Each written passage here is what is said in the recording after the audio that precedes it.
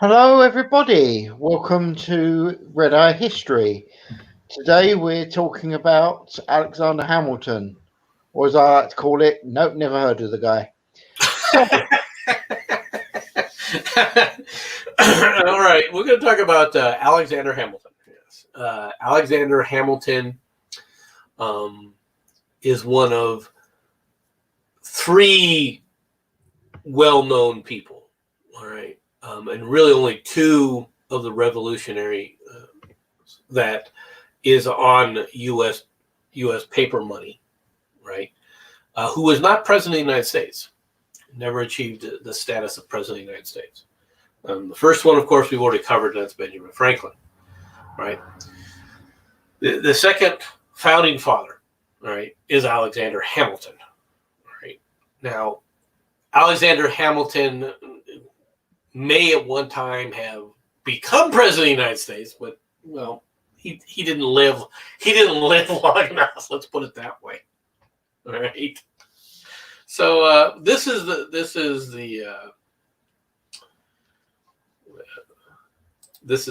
photograph that most people have when they think of Alexander Hamilton. This is what most people think of,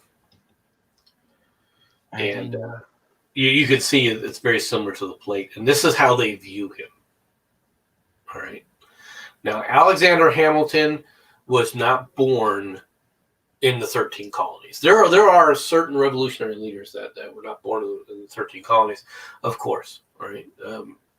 John Paul Jones, for example, right, who is considered the father of the U.S. Navy, was not born in He was not born in the 13 colonies. In fact, John Paul Jones was born in Scotland, and we were just talking about Scotland earlier.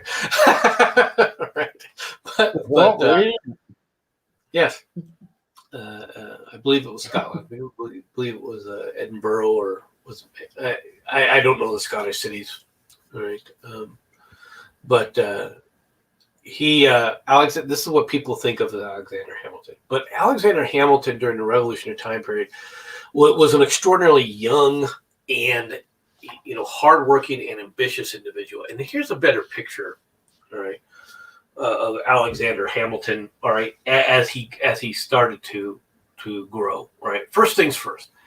Alexander Hamilton, when he was 10 years old, he had to start making his own way to help the family.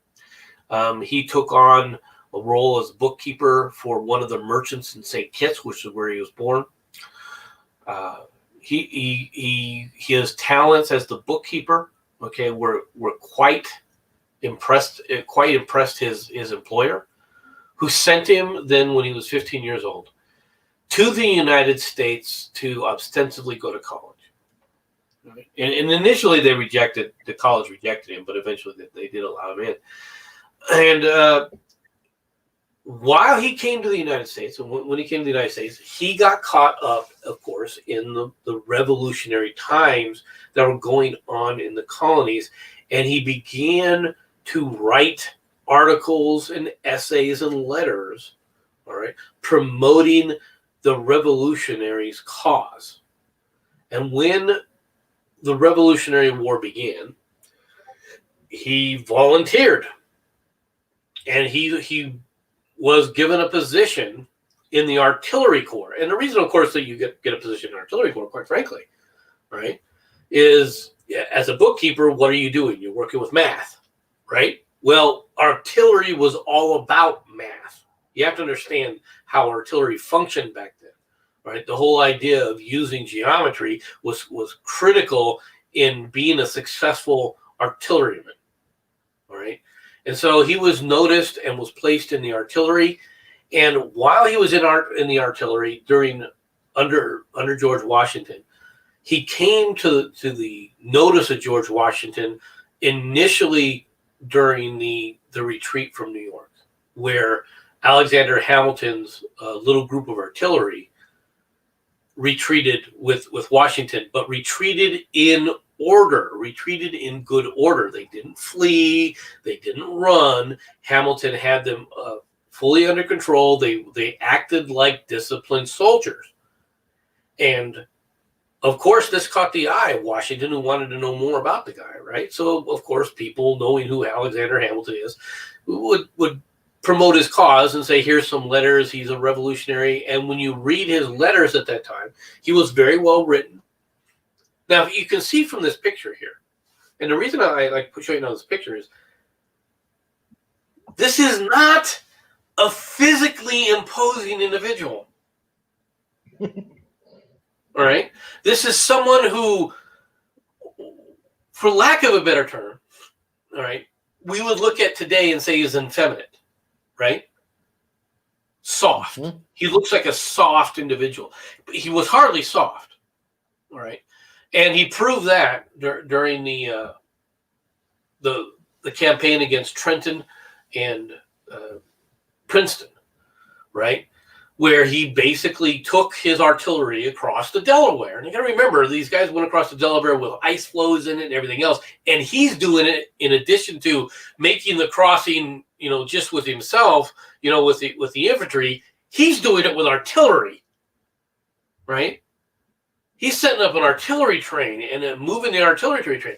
And once again, all right, his actions are noted.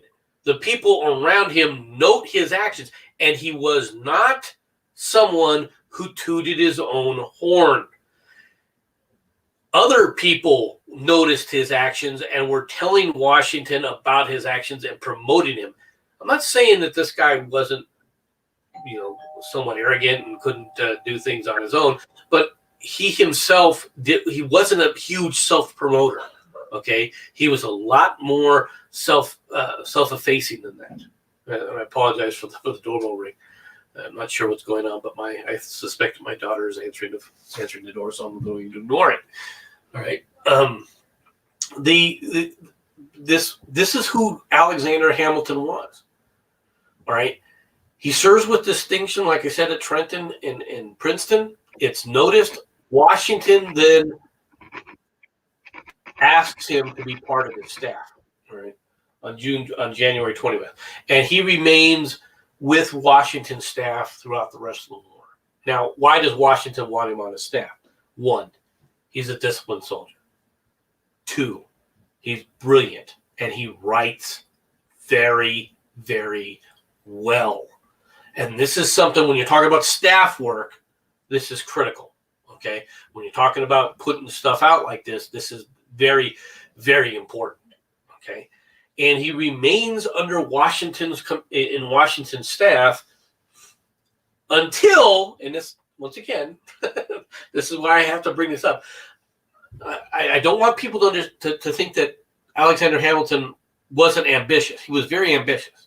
He was personally a very ambitious individual, all right? He's just not a self-promoting ambitious individual. Okay, so during the final battle, right, of what we consider the final battle of our Revolutionary War, which is the Battle of Yorktown, he implores Washington to give him, let him go back to the field and be a battlefield commander, which Washington, agrees to, lets him go back in the battlefield, and once again serves with distinction in that there were several redoubts, okay, Redoubt 9 and Redoubt 10, that he basically leads the attack, all right? And this is, kind of remember, these are frontal attacks into fortified positions, all right? And Alexander Hamilton leads the attack on Redoubt 10, and when he does this, right, and this is one of the curious things, he has them go in without any bullets in the chambers. All right, and the reason for that is he wants, when they attack, it to become a complete surprise. Right, it's a night attack to attack this redoubt. They get in and basically with bayonets and take it over. Very, very little loss of life. All right, and because he had taken away their powder, right? They had to go in a kind of a hand-to-hand kind of a thing. But of course, when you got a musket pointed at you, you don't know it's loaded or not. I mean, So you tend to surrender, right? Rather than when somebody's there to stick steel in you, you just kind of like that. Go ahead and accept the fact that it was there. So this is a great success, right? The redoubts, and it's the taking of these redoubts 10 and 9 that convinced Cornwallis to surrender. Right? He's widely acclaimed. All right. After he stays with the army until it's disbanded. Right. There are indications, I don't know how serious they were, all right, that he was one of the instigators, all right, of the Pennsylvania Uprising, if you know what that is. No, actually, first time I've heard it mentioned. Well, I know there's not really because it's something that happened but didn't happen. It's notable because it didn't happen. Okay, this is what's interesting. All right, after the fall of Yorktown, all right, for all intents and purposes, the British pull out. All right, they pull out of the they pull out of the 13 colonies. All right, but the military. We still don't have a declared peace. The Treaty of Paris hasn't been signed, right? So Washington is, he has to keep the army in the field. He has to keep an army together, right? Well, the Continental Congress, you got to understand, the Continental Congress was always kind of a mess, right? And there were a number of promises to the soldiers, all right, to pay the soldiers that were not being met. Okay, and as a result,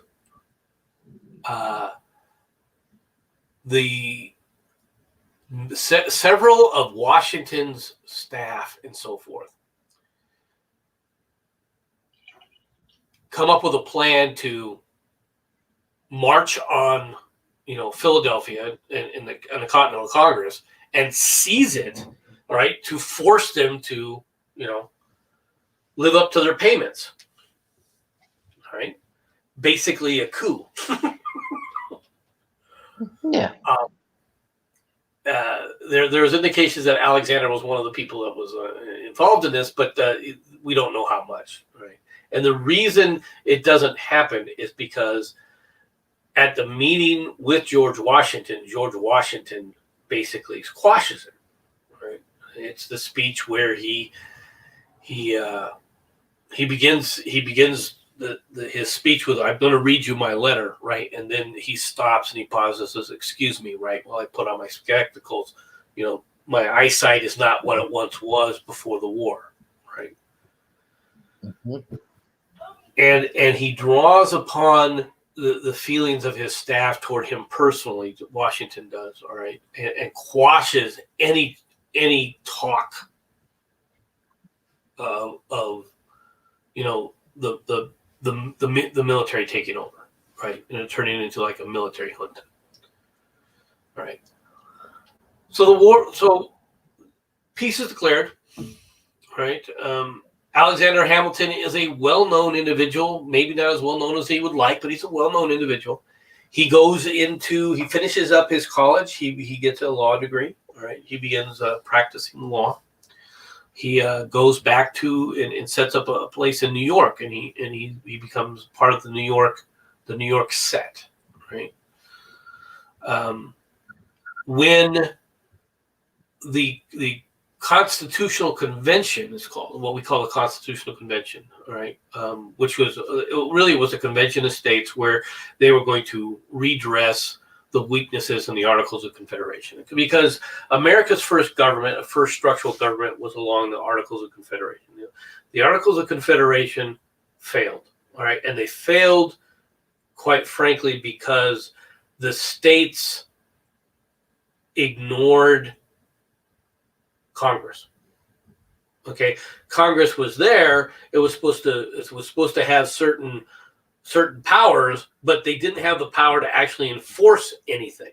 So if it came down to a tax, okay, well, how are you going to enforce that tax? How are you going to enforce Virginia to pay up what it owes? or Rhode Island or anything else. You don't have the ability to do that. And as a result, the states actually began squabbling with each other, all right, over various different issues, and totally ignored, right, the federal government, even to the point where you had states taxing imports into their state from other states, which was, by the very Articles of Confederation illegal, right?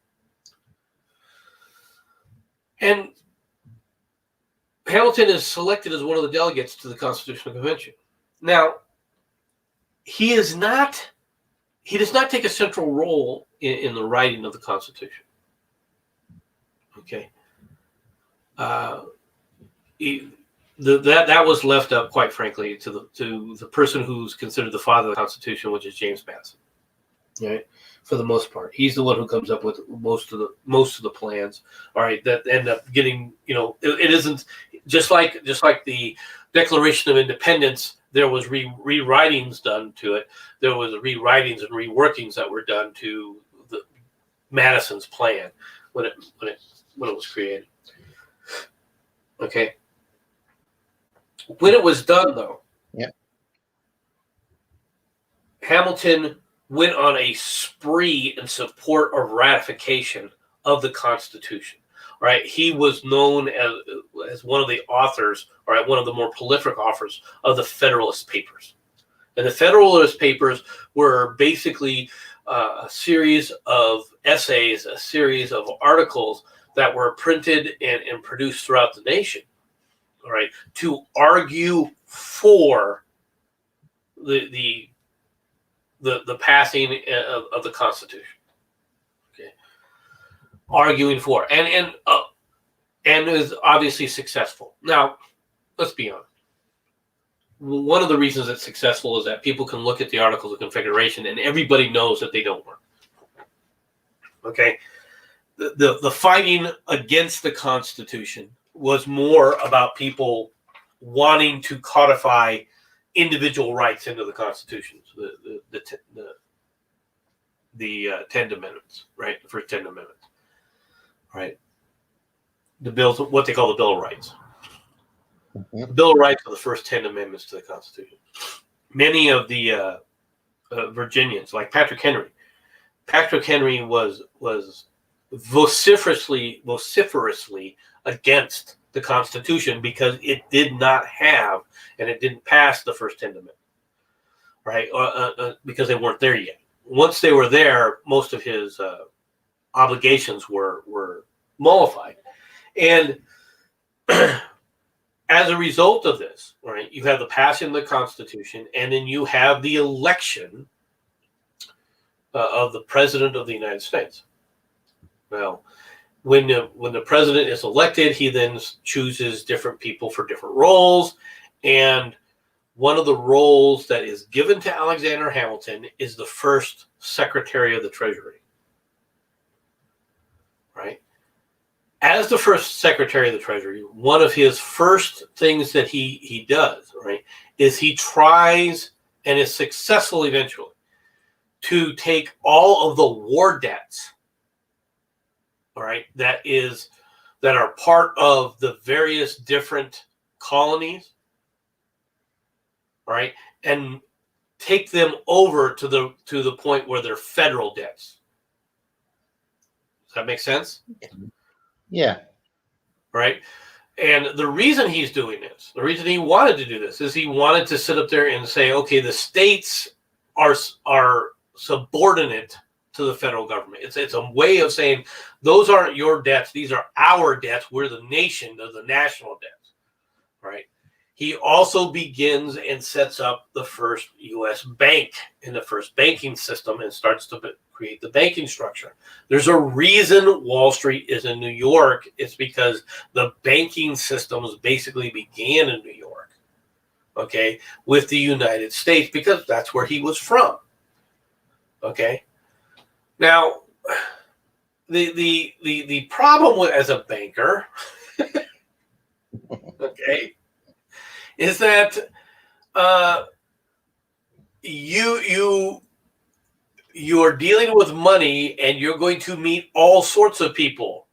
The people who go to a bank because there's large sums of money in a bank, all right, are not always the upstanding and genteel and well-meaning people of the world. It's also some of the more nefarious characters, right? So when you're a banker, you're going to put out a lot of loans, and not all the loans are going to be good. You know that, right? So you make plans for that. But overall, Alexander Hamilton did a very good job of placing it on a nice, firm footing. Now, Alexander Hamilton was at odds with several other members, right? To include, all right, the first or the second vice president of the United States, who is Thomas Jefferson, all right, and he is in the same cabinet with Thomas Jefferson, with Thomas Jefferson as vice president, and they have a fundamental disagreement, all right, concerning the power of the federal government, the centralized power of the federal government. Alexander Hamilton is wholeheartedly a federalist. He believes in the overall federal power, and that the federal power, the power of the federal government, has to be strengthened in order for this small fledgling country to succeed, right? Thomas Jefferson is more about individual rights, but more specifically about state rights. Very much more interested in it. And so they have they are mutually antagonistic toward one another. And this sets up the first big political lines in America. You end up with the Democrats, right, being led more or less by Jefferson, right, and you end up with the party which becomes known as the Whigs, right, being run by Alexander Hamilton. Now,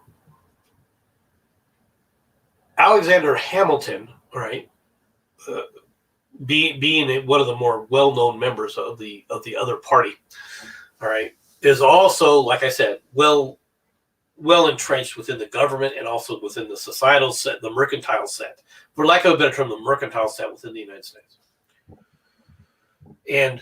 But he's not. I mean, he's a regular human being, right? And he marries up. He marries a very wealthy widower, right? This woman right here. He has several children, one of whom, right, his eldest son, gets into a duel and is shot dead. Okay. Dies in a duel. And what was his, and why was there a duel? There are approximately 1,010,300 words in the English language. I can never string enough words together to properly express how much I want to hit you with a chair. Apparently, he actually said that to Thomas Jefferson. I'm not sure which one it was. I don't know if it's really true or not. But he was fighting because his father was being called some very, very dirty, nasty names. All right. And why was that? Okay. Alexander Hamilton is also the first sex scandal in America. Okay.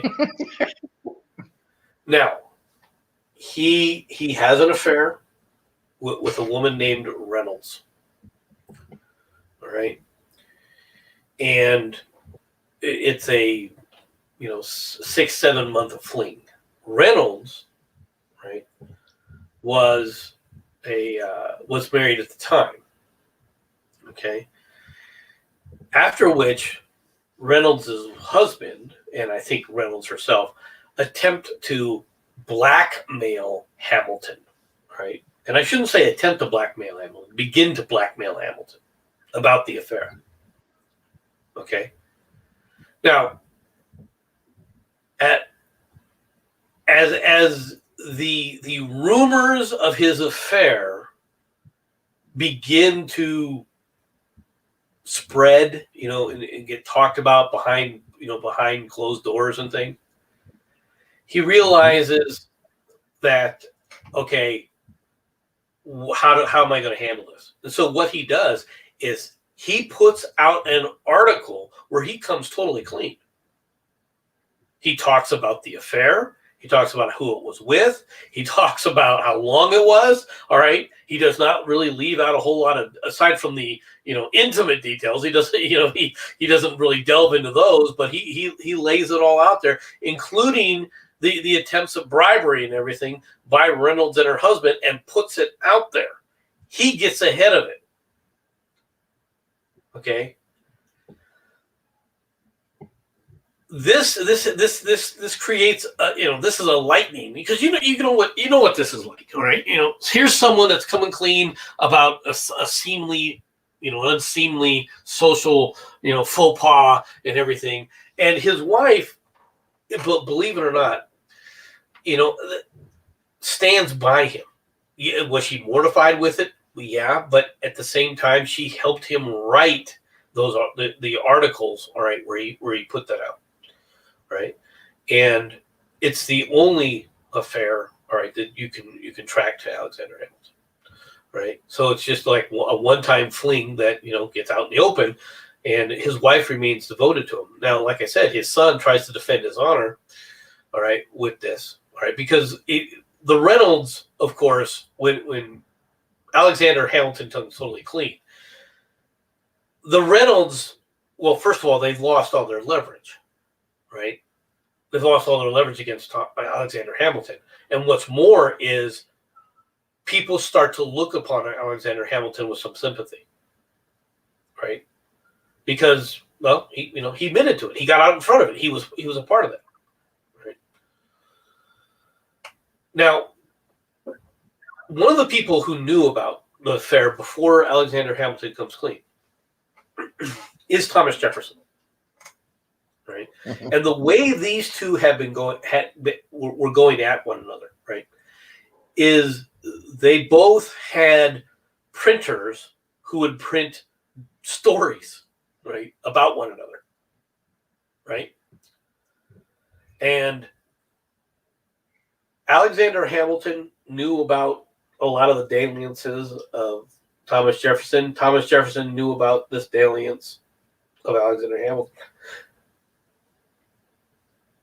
But neither one of them chose to attack the other person in those words, right? And call them,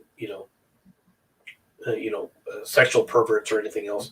They kept it in a different realm. For example, one of the reasons why Alexander Hamilton started getting into trouble is because he had made deals initially with Reynolds, all right, that had gone belly up, and people were saying that the only reason that Reynolds had been given these loans and everything was because he was sleeping around with this woman, right? So it was more of a financial scandal than it was a sexual one, all right? And so that they were, the papers were more focused along those lines of,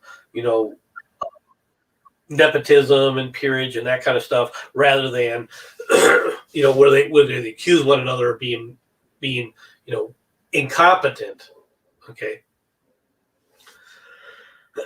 So Alexander was 1, white; 2, a player; 3, a snitch, and pretty good trash talk. Not really a snitch, all right. Because you got to admit that when you start getting blackmailed, all right, and to come clean, like I said, it was the only time, and his wife forgave him and so forth. But back then, quite frankly, having a mistress, all right, in that kind of in those social settings meant less than it does today, all right. And you also got to remember there are huge differences, huge differences, social differences, all right, between the colonies themselves. If that sexual scandal if Alexander Hamilton wasn't a New Yorker, if Alexander Hamilton was someone from Boston, it would have been a total different. It would have been an absolute nightmare. He would have been burned in effigy if he wasn't taken out and tarred and feathered. All right, where you still had a very Puritan mindset. Okay, you got to remember the societies for each colonies were unique. Right, they were not the same. All right. New York was more mercantile simply because, well, quite frankly, it was the largest harbor. It was the most well-kept harbor. I mean, it had the best harbor, right, of the colonies. Yes, Boston Harbor was a nice harbor, but it was nothing compared to what you could do with New York. New York was far larger. It was more centrally located. It had much larger access. All right, for example, the St. Lawrence Seaway, right, gave you access to the interior of the countryside that you didn't have in Boston. Just pointing this out, right? This is why New York, all right, became the central city rather than Boston, because it had to do with the fact that the mercantile trade, all right, was much easier there. And yes, Ms. Murder is right. Alexander Hamilton and Jefferson hated each other's guts. Okay. Then you have the election of obviously Washington for 2 terms. Washington retires. You have his vice president Adams, all right, take a term, right? Then you have the next election, and in this election, you had several individuals, including Aaron Burr, okay, and Thomas Jefferson, vying for the presidency. Now, Aaron Burr was an ambitious man. He was he did fight for the revolution. He was a revolutionary. He was also highly ambitious, all right? But one of the differences between Aaron Burr and a lot of the other founding fathers was that Aaron Burr was personally ambitious to a fault. He was overly personally ambitious, not just for the – he wouldn't sacrifice for the nation if it came between him and his personal ambitions, right? And as a result, all right, Aaron Burr also was someone that was well known to Alexander Hamilton. And Alexander Hamilton and Aaron Burr, all right, did not get along. But because Aaron Burr was a New Yorker, Aaron Burr felt that when it came to the delegates, the electors, right, to vote for the president of the United States, he felt that he could count on the Federalists, right, along with the electors that he knew were for him, to support him against Jefferson, because, as Ms. Murder said, Jefferson and Hamilton hated each other, right?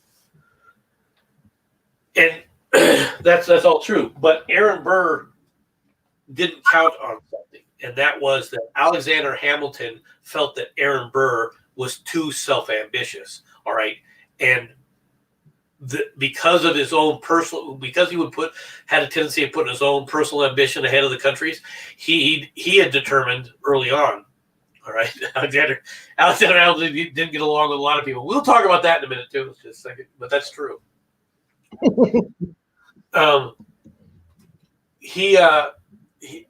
Aaron Burr felt that because he was a fellow New Yorker, he would vote for him, but Alexander Hamilton, like I said, looked at Aaron Burr as being too ambitious, too personally ambitious, right? And so he convinced the other Federalist electors to choose Thomas Jefferson over Aaron Burr. So in an odd sense, Thomas Jefferson becomes the 3rd president of the United States as a direct result, all right, of pressure being applied on his behalf by Alexander Hamilton. So, excuse me here for a minute.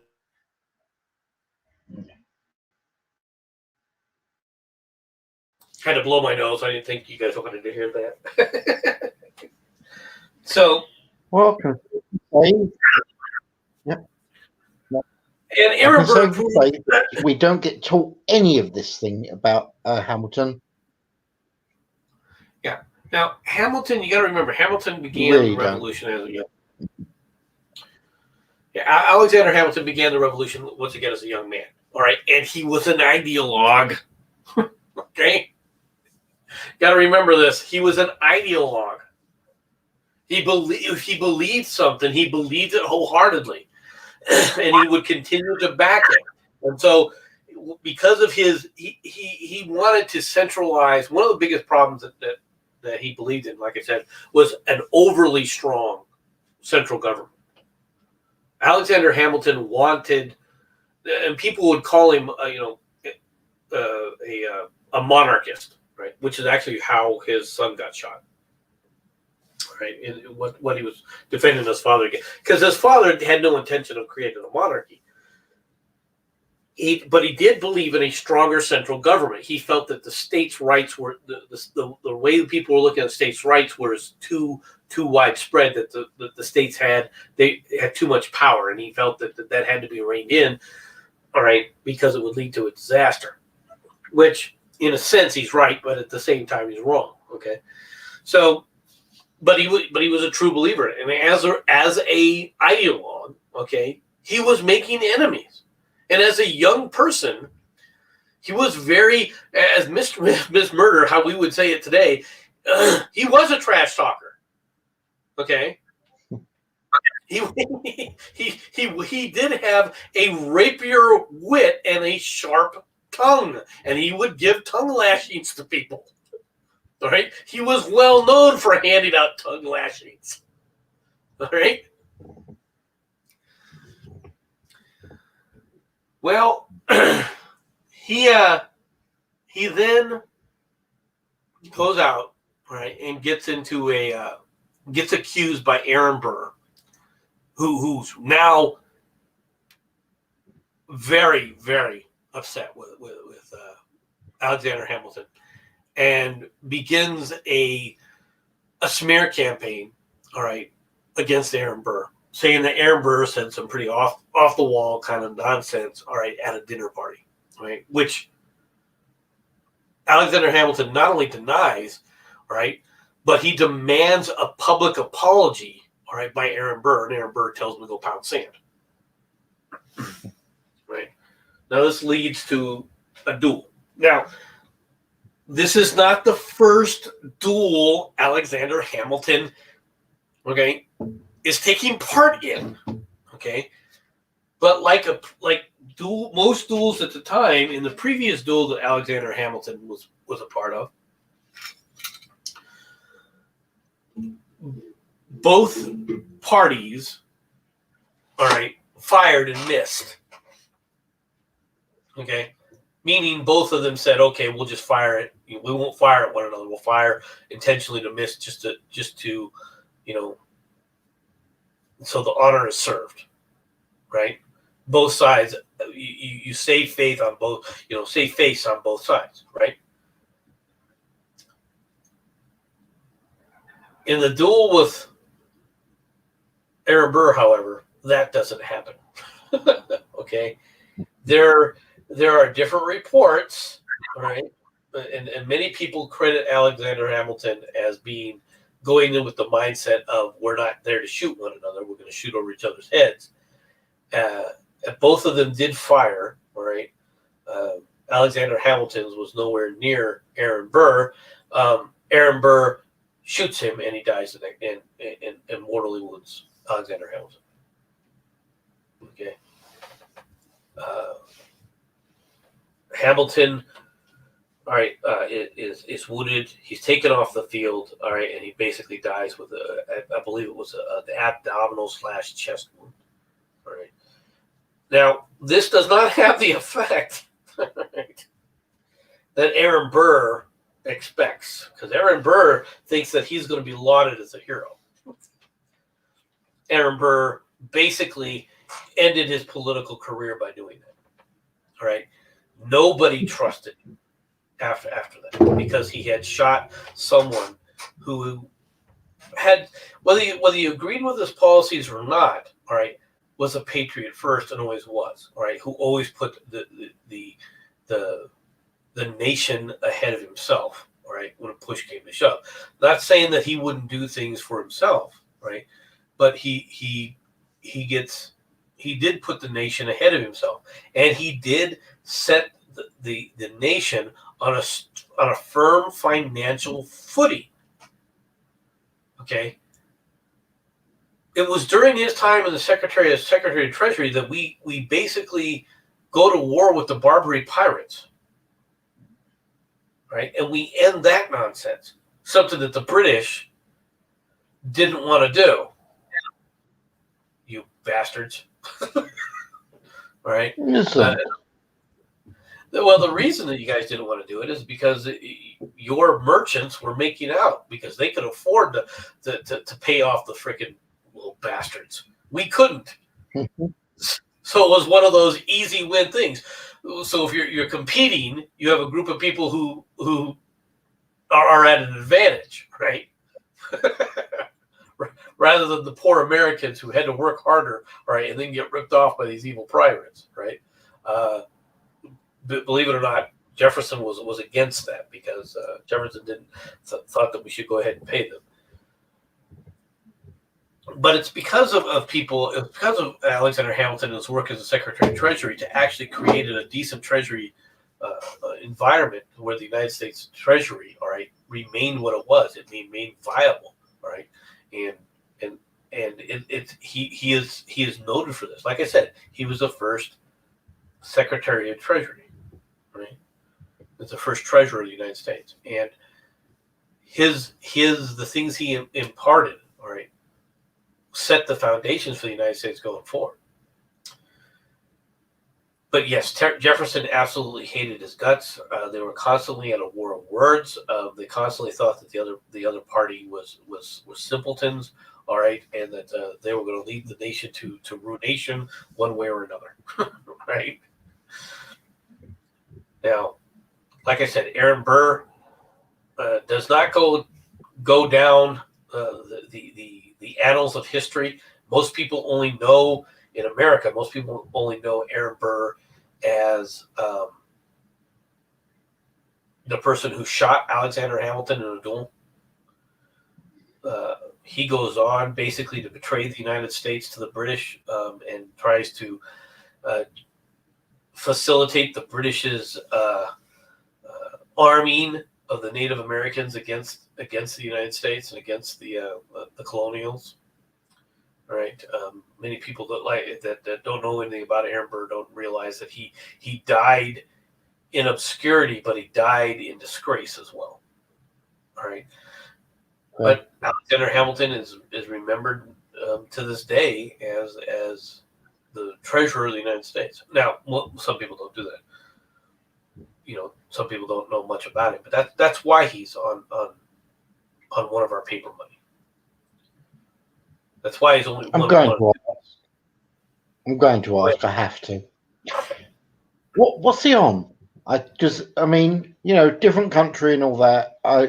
To be honest, I only know that Washington is on the 1 and Benjamin's on the 100.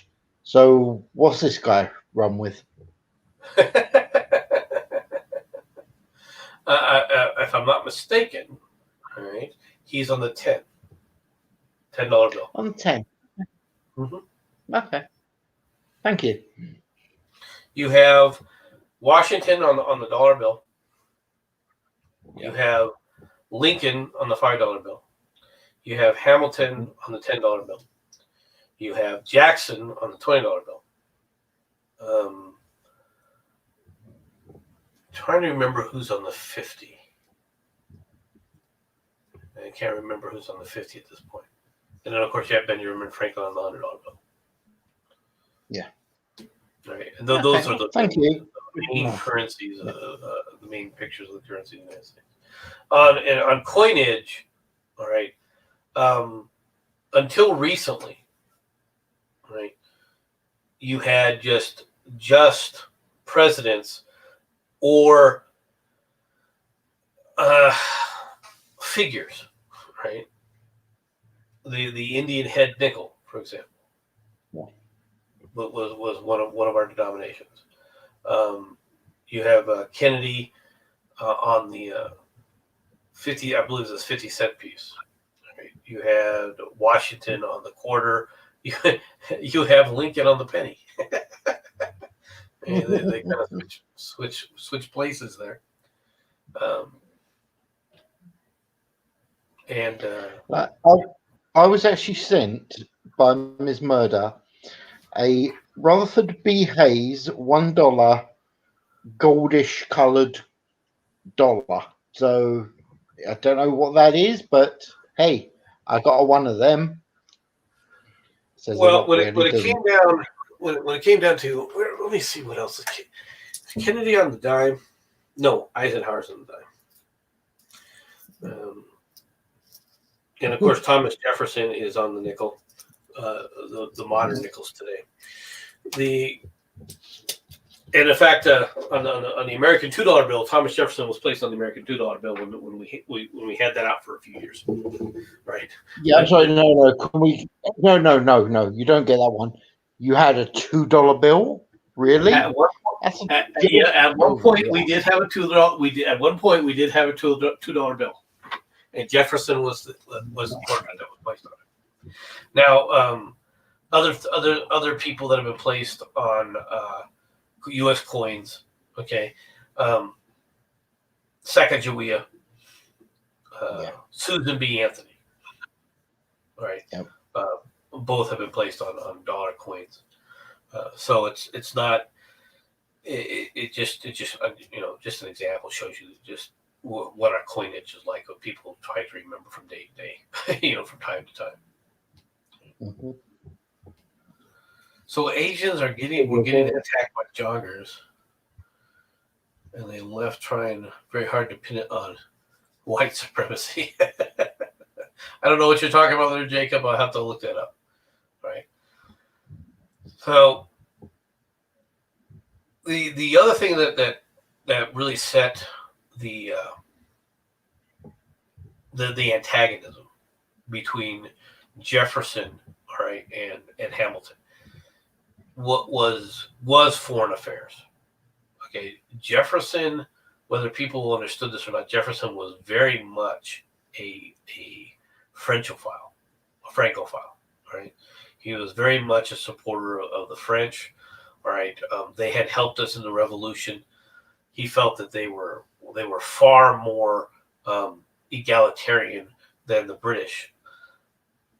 Hamilton, on the other hand, wanted to normalize relations with Britain. He wanted to normalize trading relationship with Britain with the recognition that whether you like it or not, we were former British colonies, all right, and therefore, from a mercantile sense, we had more in common with Britain than we did with France. We had more to trade with Britain than we did with France.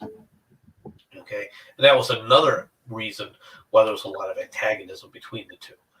Jefferson also was, and I've said this before, his mindset was of the gentleman farmer, right?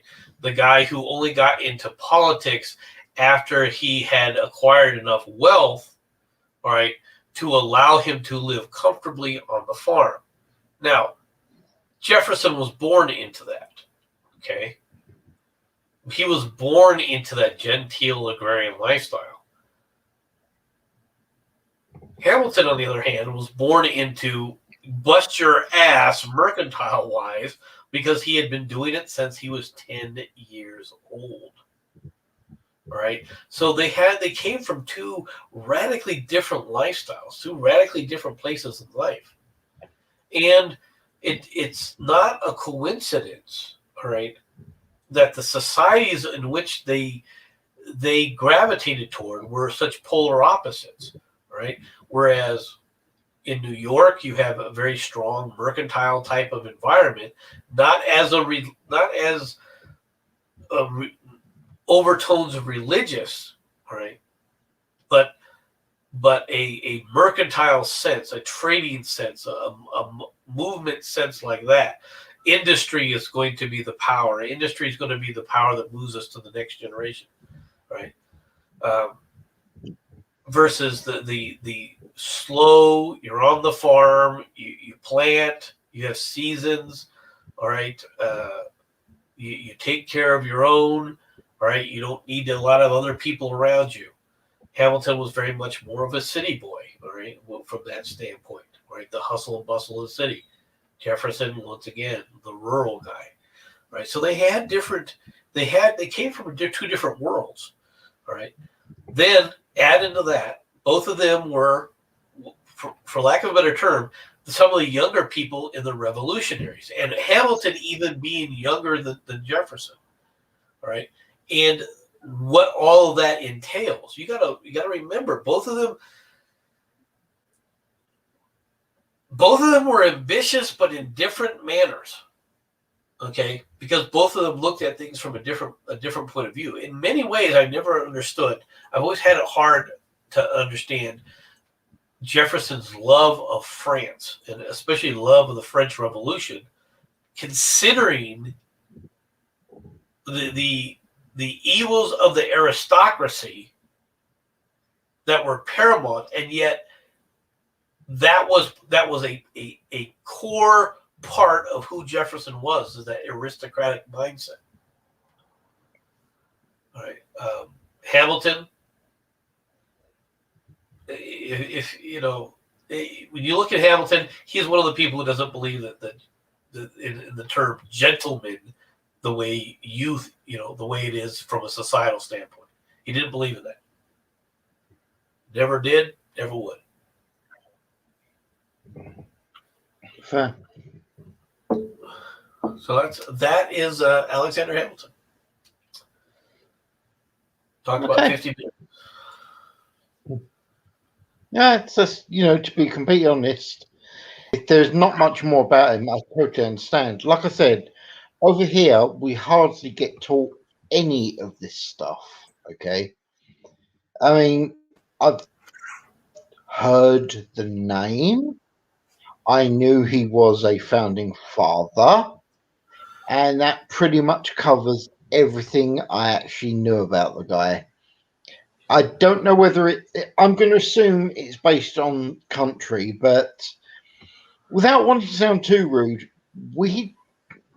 once you get past Washington and Benjamin Franklin, it is literally, oh yeah, and the rest. Well, you got to remember freaking Jefferson with the Declaration of Independence, don't you? Vaguely. Vaguely. Vaguely. Okay.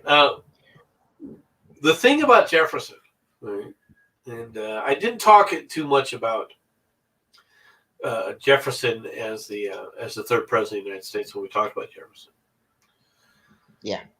But Jefferson's one of Jefferson's largest foreign policy acquisition was the acquisition of the Louisiana Purchase. All right. Yeah. And the Louisiana Purchase, all right, it set an America on an entire different course. Well, I shouldn't say that it set us on a different course, all right, but it put rockets on the westward expansion. Okay. Yeah. It fueled westward expansion because of you had now. First of all, what did Jefferson want when he was talking about and negotiating the Louisiana Purchase? and there was people at the time. People forget this though, but at the time of the Louisiana Purchase, Jefferson people felt that Jefferson had overstepped his bounds as the president of the United States. That the president didn't have the authority to sign that document. Right now, it didn't matter because Congress was going to, either approve it or not approve it with the purchase, the money for it. Right, but the Louisiana Purchase, what Hamilton what Jefferson needed at that point, all right, was he needed the head right, or were it emptied out. He needed New Orleans. He really just wanted New Orleans, right? Because he wanted the trading on the Mississippi River. Okay, Yeah. He was not expecting everything to be included with that. And what it did, what the Louisiana Purchase did, is it caused us it caused the United States to become hyper expansionist, all right, and start flowing into the West. And after the Louisiana Purchase, you also got to remember that one of the first things that he did is he commissioned the Lewis and Clark expedition. All right. Yeah. Because everyone still believed that there was a route. Why people believe this, I don't know. But people were convinced that there was a route, okay, from ocean to ocean, that there was a river route, that there was some great grandiose river, all right, that ran through the United States that would allow us access to the Pacific Ocean. Now,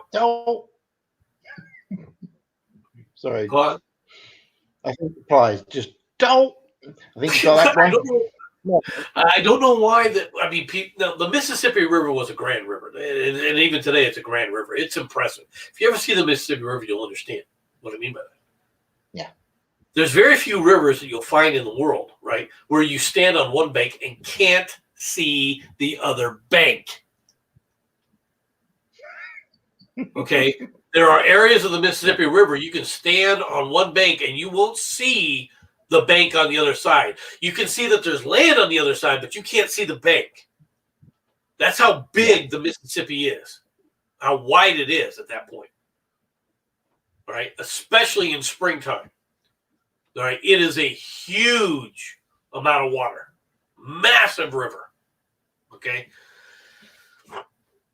So just so people understand what we're talking about, right? I want people to understand what they were looking at, why they were thinking these things, and why. But why they were thinking that the river was sea to sea, knowing that there's no salt, they were looking for this great passage, the Northwest Passage. They felt it went through America, right?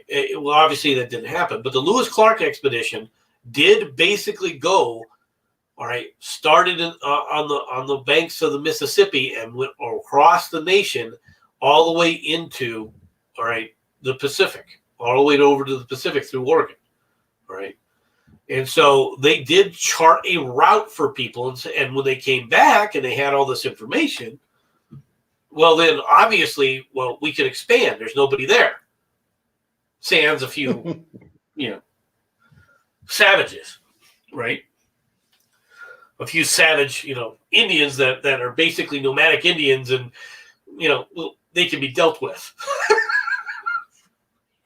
for lack of. I'm saying nothing. Saying nothing. I'm saying nothing to this. I mean, let's be fair. I'm saying this tongue in cheek. Obviously, I'm saying this tongue in cheek. Obviously. Oh yeah. Now, as you go west, right, and as you travel to the west, all right, at that time, and you run into the Great Plains. The Great Plains that you see today, the areas around Nebraska, right, leaving from Iowa, from the Missouri, all right, and Kansas and so forth. Actually, there's more trees there than there were there during the time frame that we're talking about.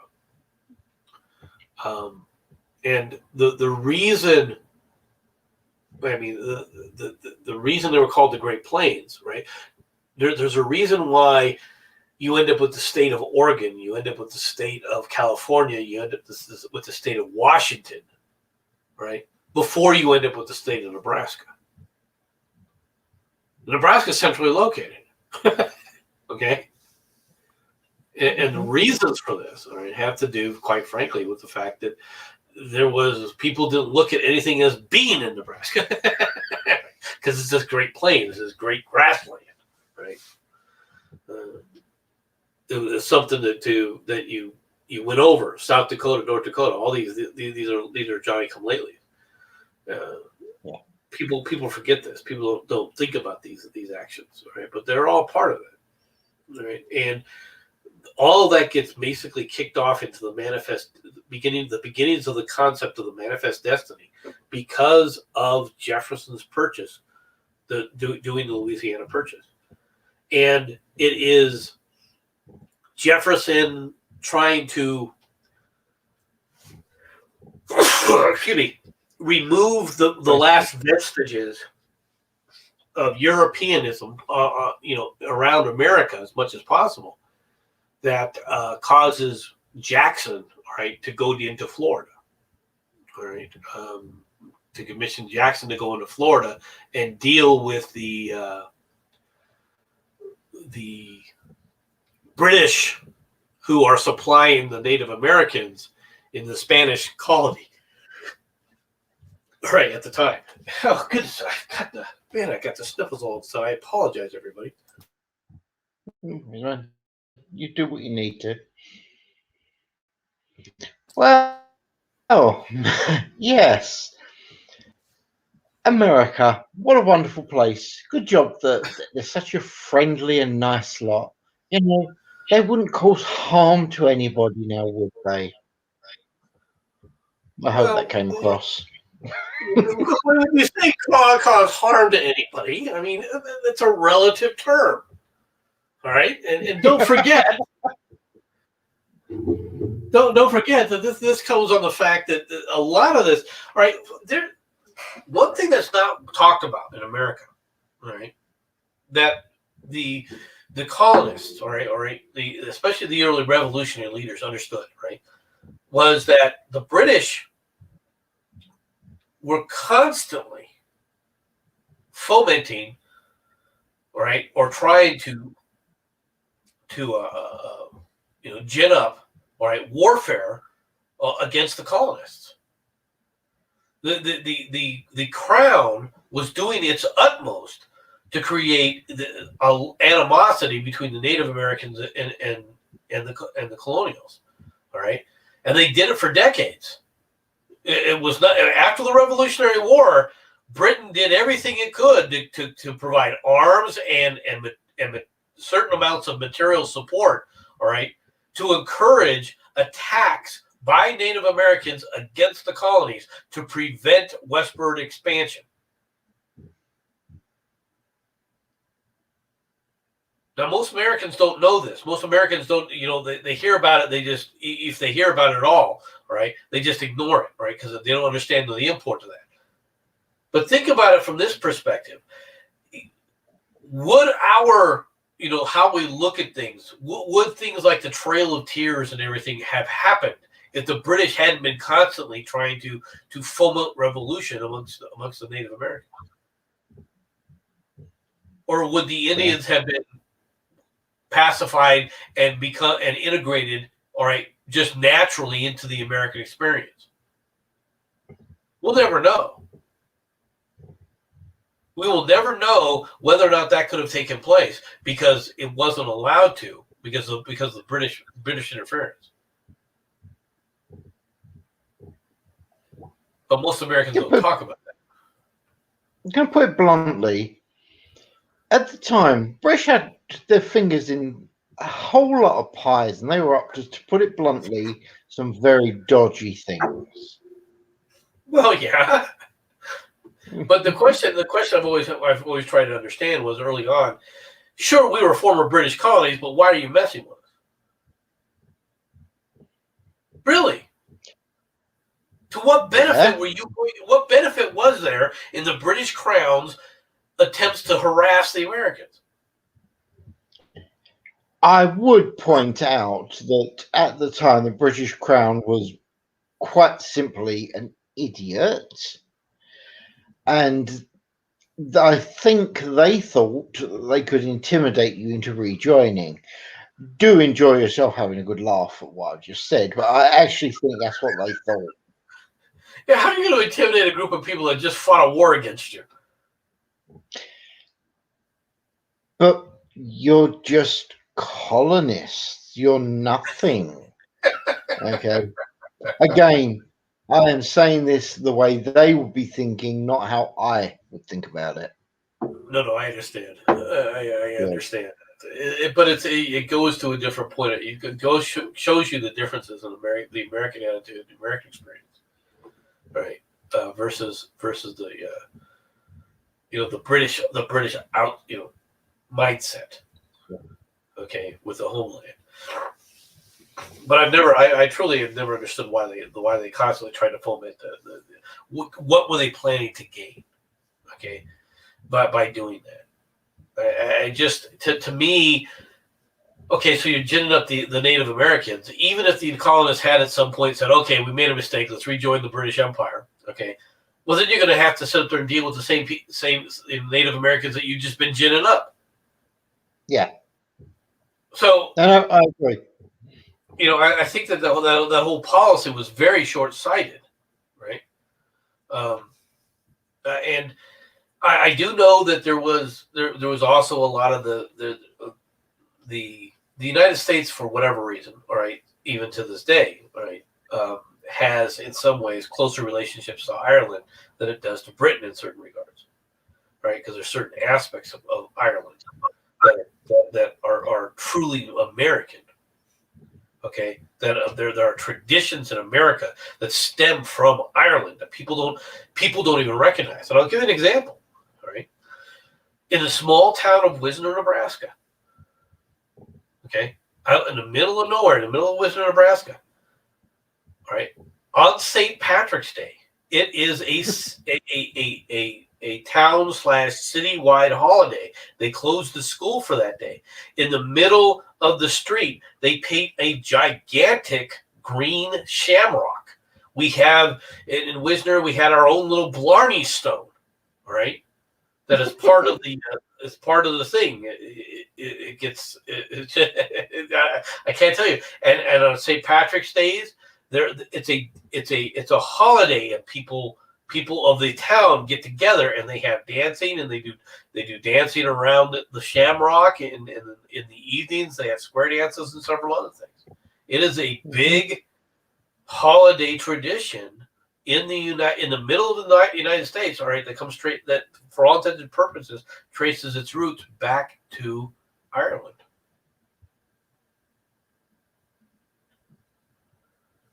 Okay. I think that there's that aspect of it as well. I think that there's a lot of annoyance because Ireland has always been a sore point with the British. Yeah. Which, I'll be honest with you, I never understood the sore point like that either. That's another one that I don't understand why they're also between you guys. Huh? I can actually sort of explain how it appears to be with the English and the Irish. They are really, really, really, really pissed that we came over, killed off their kings, and put ourselves in charge. They don't like that. And to be honest, being half Irish, I agree with them. Okay. If you're going to do this, don't do halfway jobs. Unfortunately, the British did. Okay. They didn't actually go over and take over as they probably were going to, but then didn't. So, of course, the Irish and the English were going to be at each other's throats. I mean, quite simply, most of the people on this planet don't really like the British, or at least they've got a reason to dislike the British. But most of them just look it over. What, let me ask a question. This is going to sound kind of stupid because I honestly don't know the answer to this. Yeah, okay. How resource poor is Ireland in comparison to England? I mean, in England, I'm talking about. There's obviously you obviously have iron, right? You had deposits of iron and coal. Doesn't Ireland also have iron? Coal and iron. Yes, but for obviously, smaller area, they have less of it. All Britain really was using for was resources, and that's because coal there was never enough coal to keep things going, so that's why we took their coal and they were left with peat to burn. So basically you raped them. once you took over. Yes, and now I'm going to enjoy the next one. But one of the things that the British are supposedly most famous for was the Irish potato blight. As we know, the British are evil. We did it. It was all us. Oh, that's right. It came from America. I'm assuming you knew that. Hold on here. You're blamed for the potato blight, okay? Yeah. Because you stripped them of all other agricultural resources. And If then I remember correctly, you banned them from planting their normal food staples prior to the fact that they could plant potatoes. Yes, that is correct.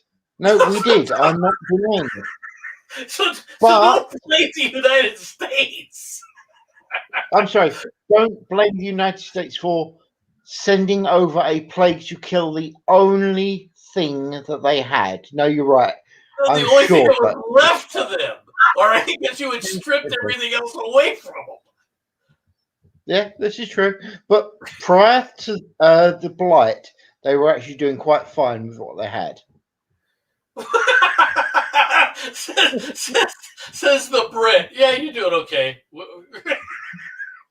Are you dead? No. You're at a subsistence level. You should be happy with the meager potatoes. Well, and the only reason that the British at the time didn't eat potatoes was because they considered it what surf food, if I'm not mistaken. Is that correct? Yeah. Yeah.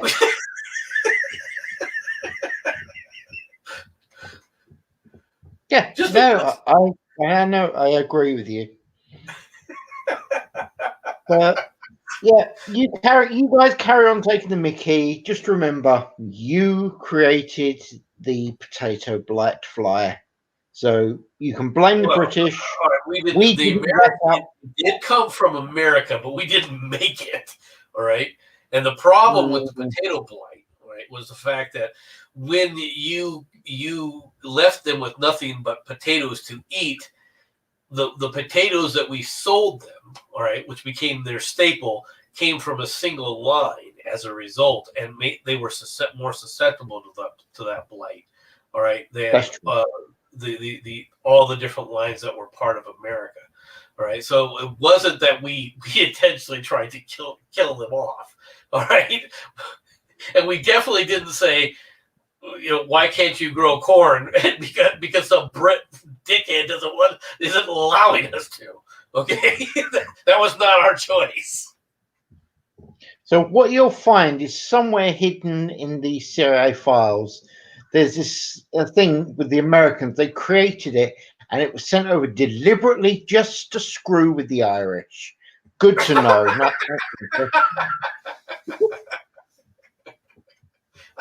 That's right. I'm blaming the CIA.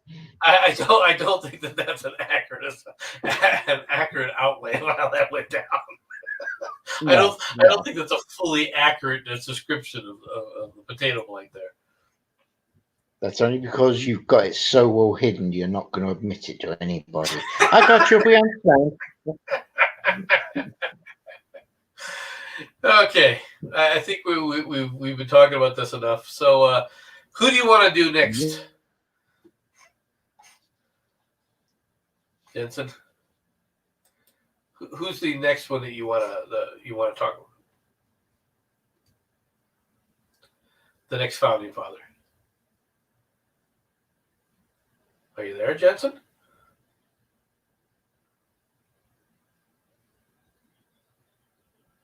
Hello?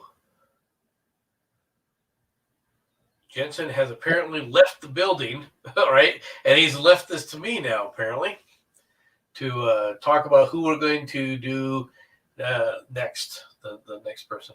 For those who don't know, on Monday, once again starting tomorrow, I will be doing my morning stream, all right, for however long it lasts before I catch another strike, probably. Apparently, StreamYards or YouTube has kicked out Jensen. Hopefully, he'll restart here in a little bit. I'm not sure who we're going to be doing next week, right? or so forth. It seems like we've been doing these streams once every other week for a variety of reasons, which is, what we're trying to do is establish a weekly, history thing where we're talking about the different aspects, and we're on the Revolutionary War right now. So we're talking about it from that perspective. We've talked about everything up to the point, basically, where the United States has, or the colonists, all right, have now lost Philadelphia, and we've talked about the Battle of Saratoga. We need to get back into the actual revolutionary battles themselves, all right.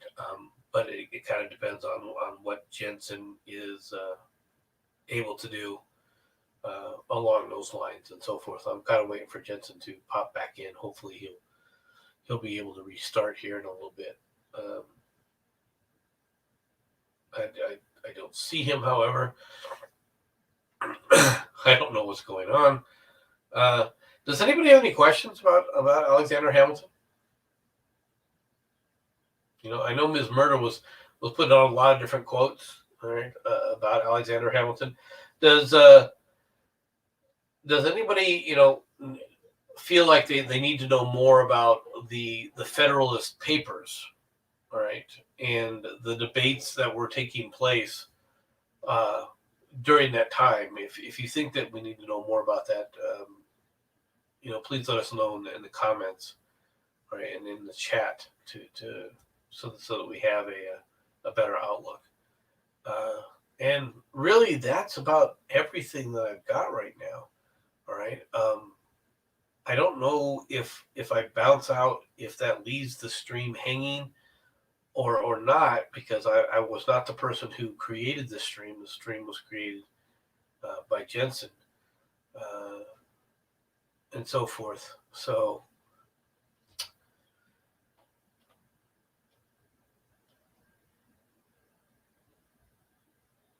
does anybody have any other questions? Otherwise,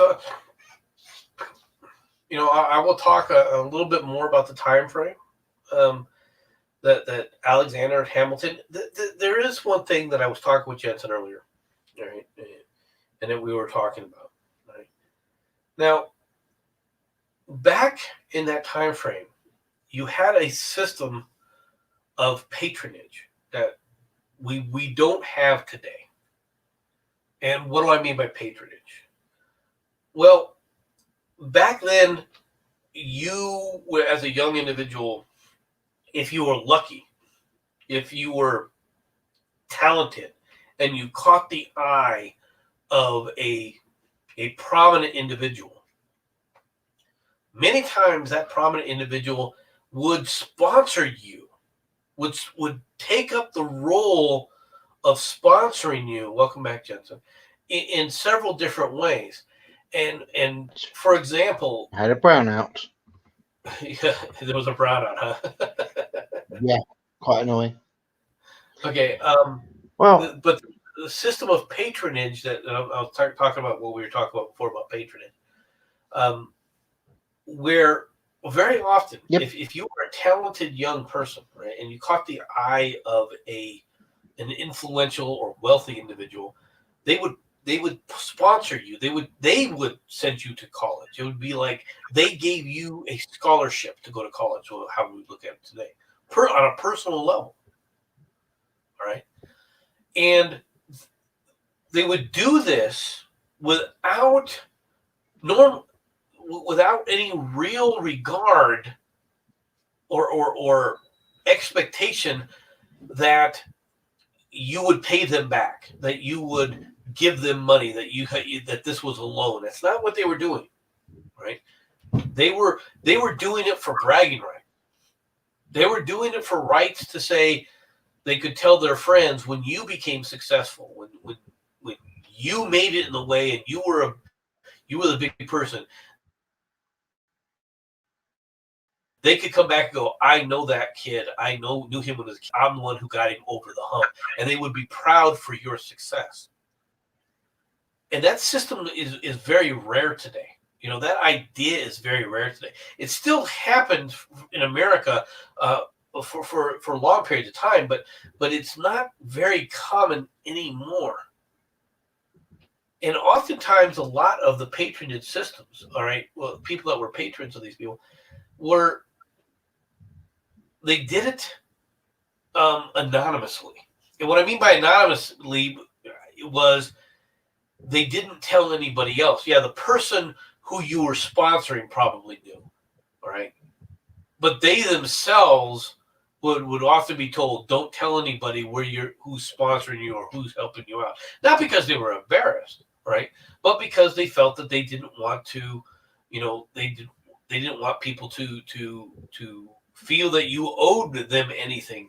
They wanted to remain in the background. They did not want to live on your success. All right. They would just sit quietly and be, kind of like silently proud.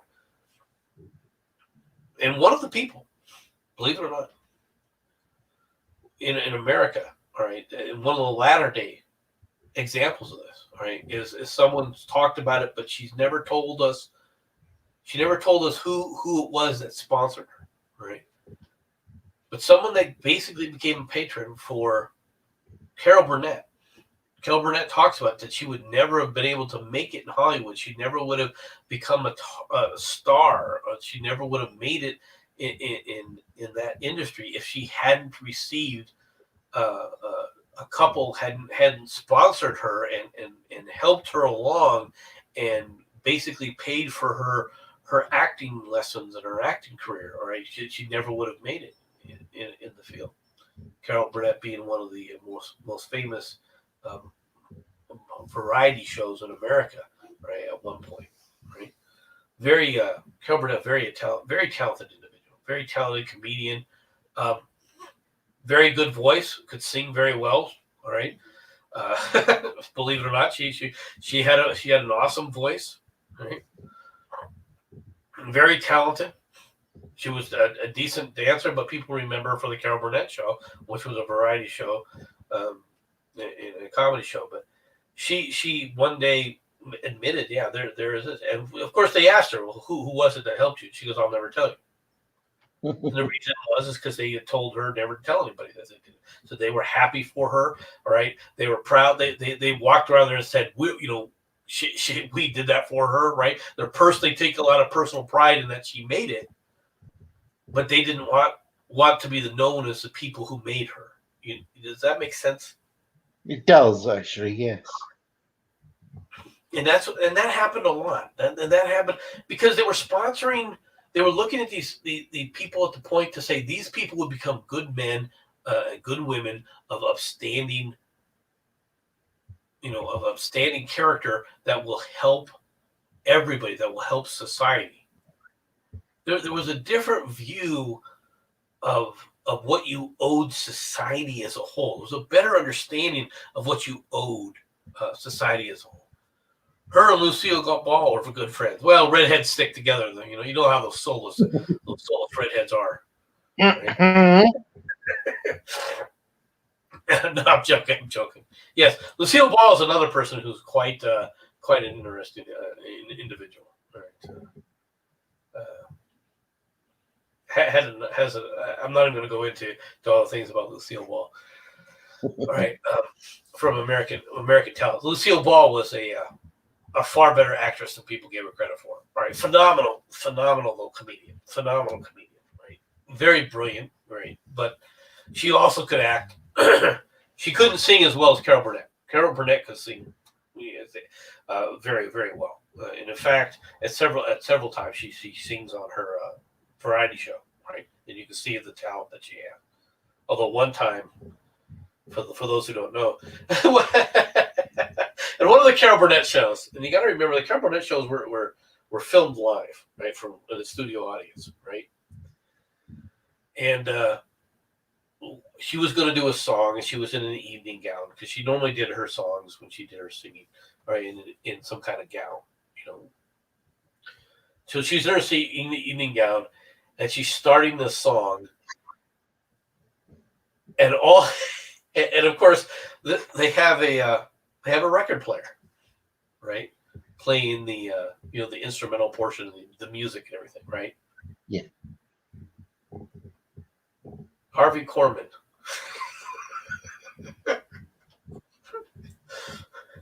chased away the normal guy that put the record on for her to sing, and while she started singing, he started changing the speeds to the record player.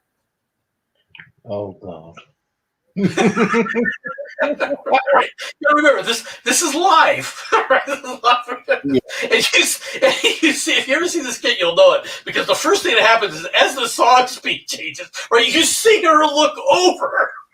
What the hell's going on? And there's Harvey Korman.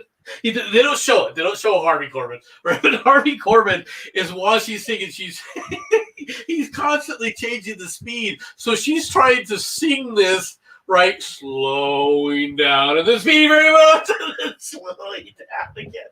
Awesome. That's awesome. Well, those.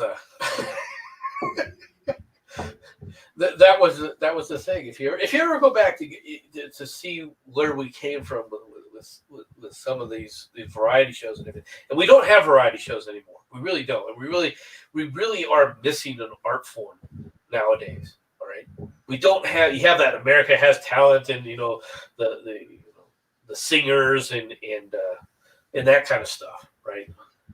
But you don't have the variety shows, and the variety shows were quite it was a genre that today I think we miss, right? Where people went out there and do, because they've been turned over to things like SNL, right? Saturday Night Live, and they were strictly focused on, Saturday Night Live is strictly focused on comedy, so people think of it from the comedy center, genre and so forth. Whereas, the variety shows, you had a variety. You had singing, you had dancing, you would have you would also have skits and so forth. But to do it really well, all right, you had to have people that worked well and played well together. But if you go back to the old Carol Burnett shows and you watch some of those, one of the things that you'll find, you'll see right there is you will begin to see the talent that she was able to pull around her. Okay, people forget Vicki Lawrence, right? Vicki Lawrence was a hell of an actress. She was but she was even more. She was a very talented singer, right? Very much, of a different genre.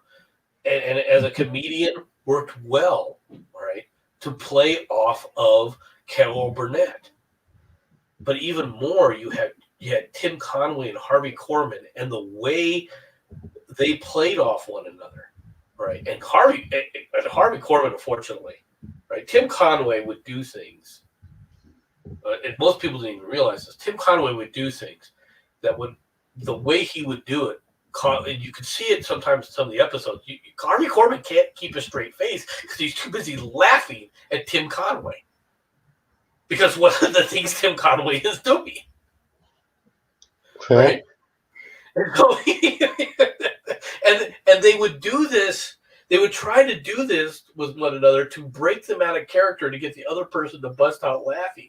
And this is what they were like, right? That they always, it's not that they were playing practical jokes on them, like what Harvey Korman did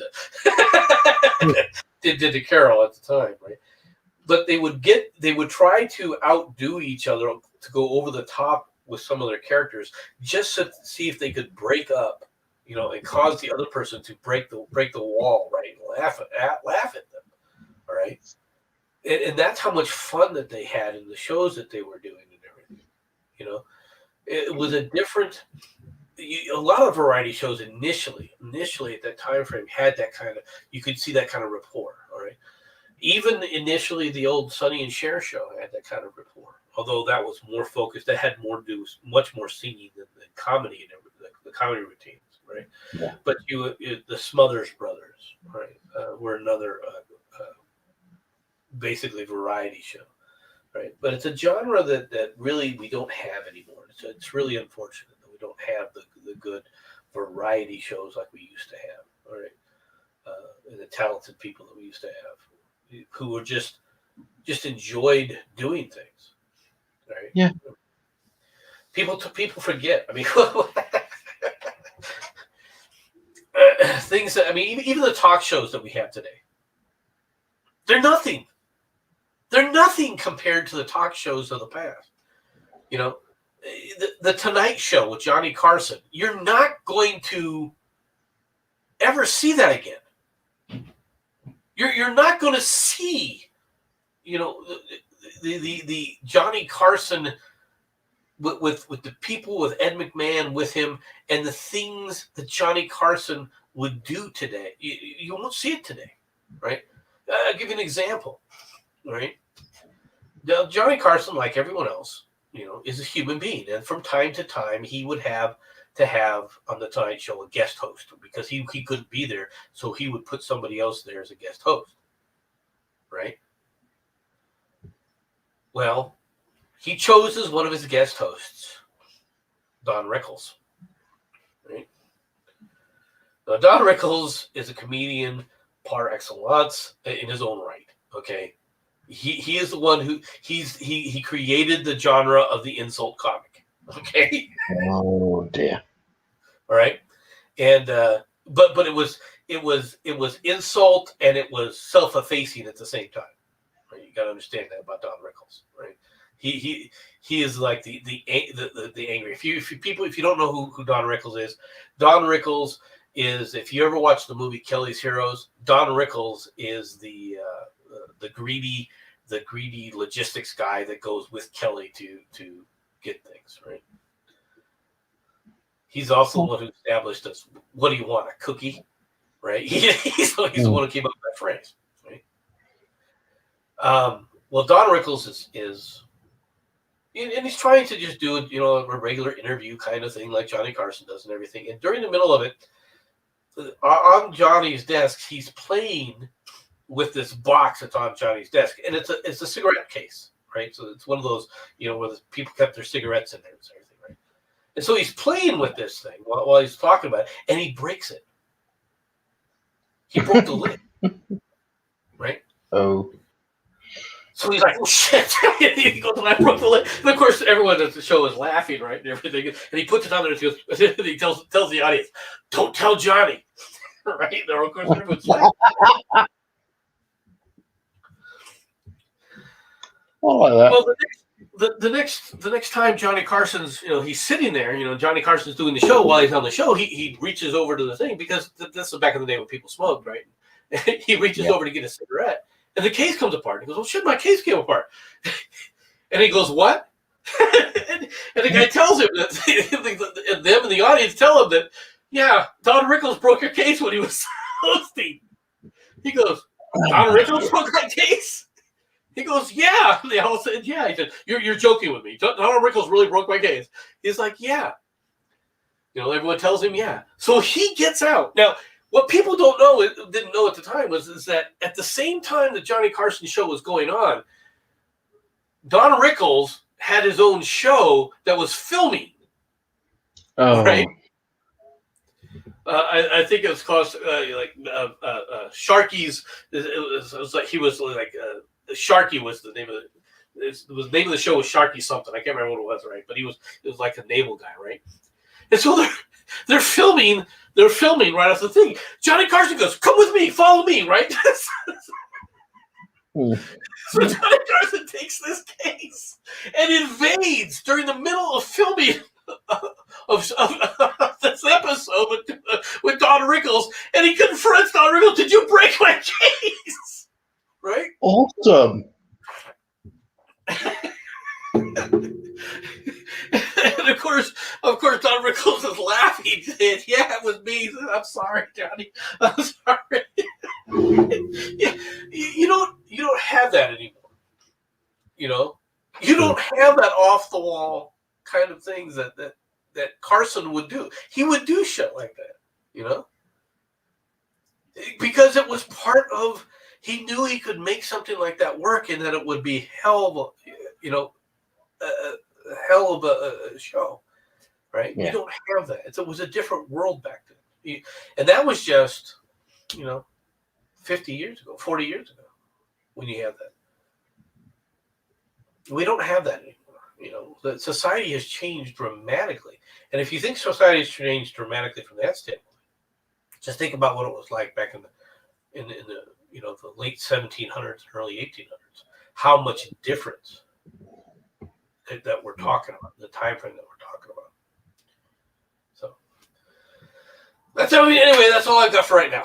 So I hope that you were entertained, and I hope you learned some things. I did. To be honest, as I say, I knew absolutely bugger all about the guy, but I've learnt, at very minimum, a few things. So, if nothing else, thank you for teaching us. At this point, do you think we should actually start calling you teacher?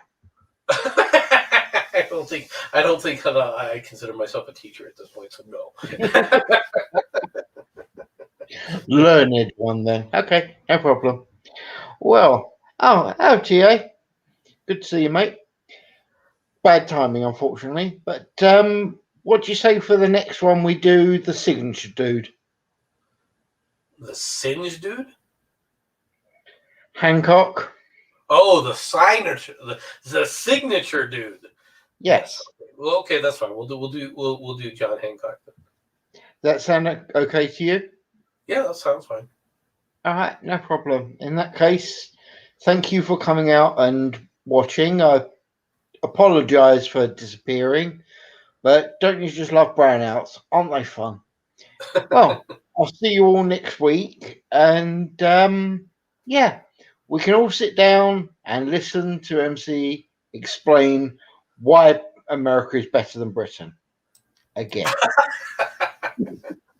America is better than Britain. I don't think I actually have said that very often. No. It's true, you actually haven't. But good night, everybody, and I'll see you all next week. Bye-bye.